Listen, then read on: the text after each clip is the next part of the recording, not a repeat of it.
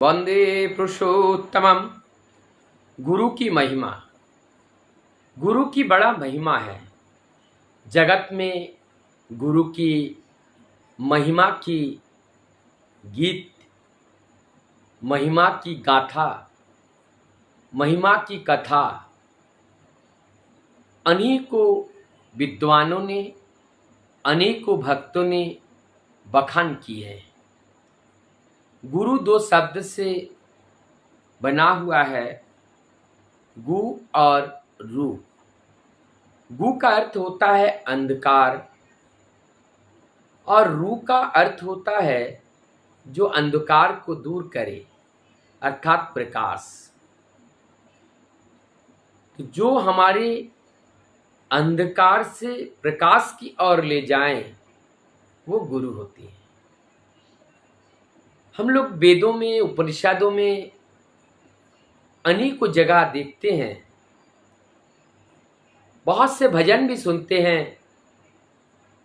गुरु ही ब्रह्म, गुरु ही विष्णु, गुरु ही महेश्वर है, गुरु ही आदि देव, देवादिदेव है। और एक जगह कहा गया सर्वदेवमय गुरु। गुरु का स्थान बहुत ऊंचा है। गुरु को ब्रह्मा क्यों कहा जाता है? ब्रह्मा इसलिए कहा जाता है,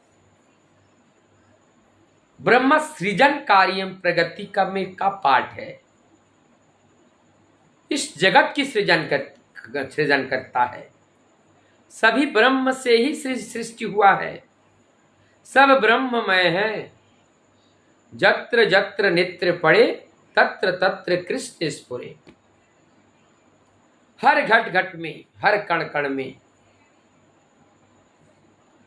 हर कण कण में ही, हर कण कण ही प्रभु है। जगत की हर अणु ही प्रभु है। तो जब व्यक्ति गुरु के सानिध्य लाभ करता है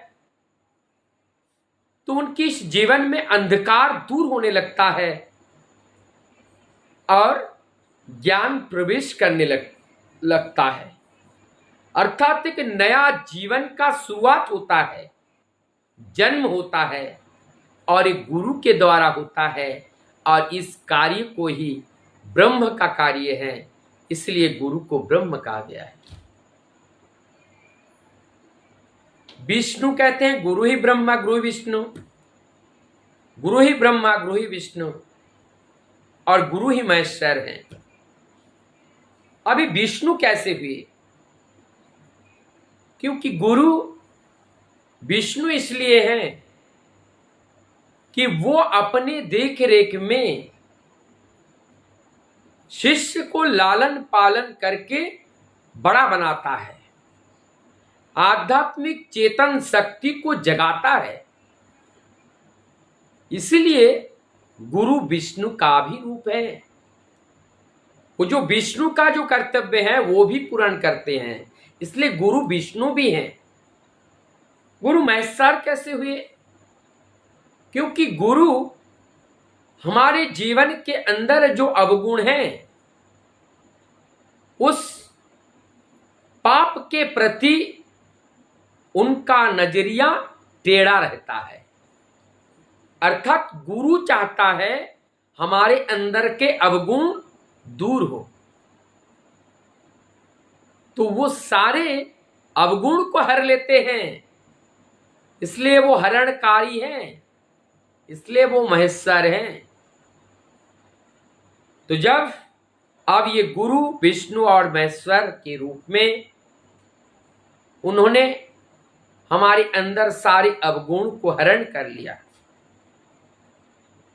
अब ये गुरु के शरण में जब जाते हैं तब हमारी वास्तविक मानवीय बोध का उदय होता है। गुरु के बिना हम अपने जीवन नैया को, इस भवसागर से पार नहीं लगा पाते हैं जब तक इस नैया का जो माझी है, नैया का जो केवट है, वो जब गुरु नहीं होते हैं तब हमारा जीवन शुरू भी नहीं होता है और हमारा जीवन पार में लग भी नहीं पाता है। तो कहते हैं जब तक जीवन में नहीं होता है गुरु, तब तक ये जीवन नहीं होता है शुरू। ये गुरु ही हमारी माता है, गुरु ही हमारे पिता है। ये उपनिषद में कहा गया है, गुरु ब्रह्मा गुरु विष्णु गुरुदेव महेश्वर गुरुरेव परम ब्रह्म तस्मै श्री गुरावे नमः।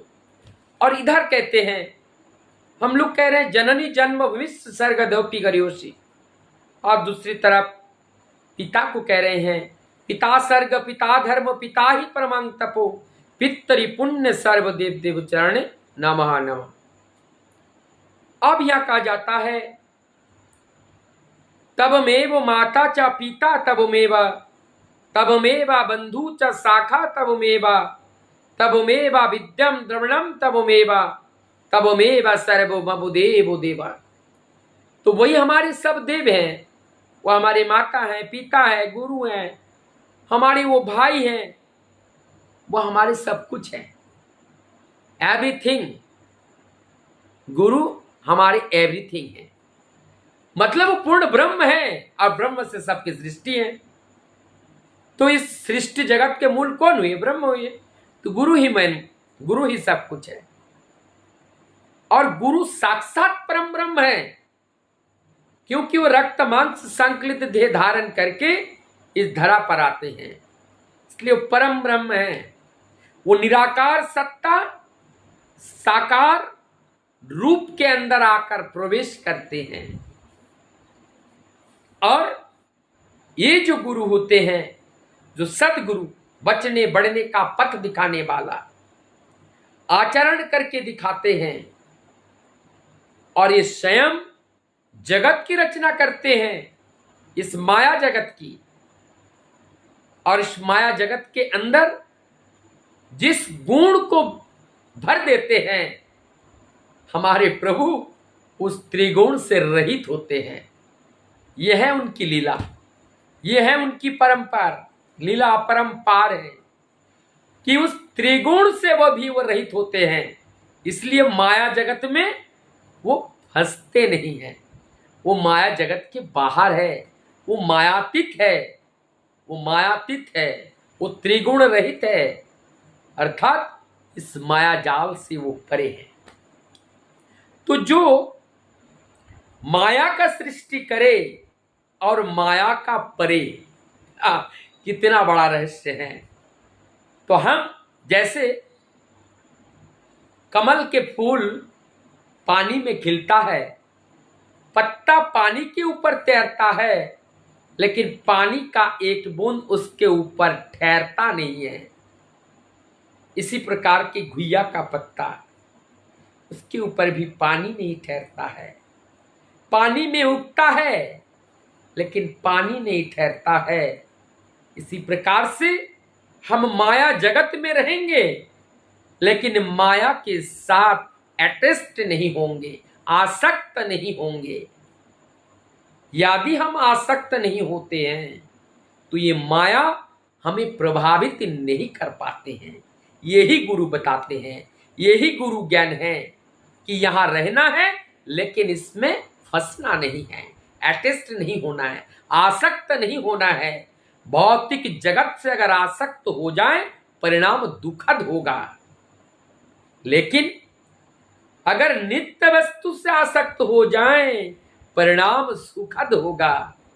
यही परम तत्व है और यही साधना का मूल रास्ता है। और जब इस बात को साधक समझने लगता है, निश्चित रूप से चलने का पथ अत्यंत सहज हो जाता है। ये गुरु की महिमा है। वंदे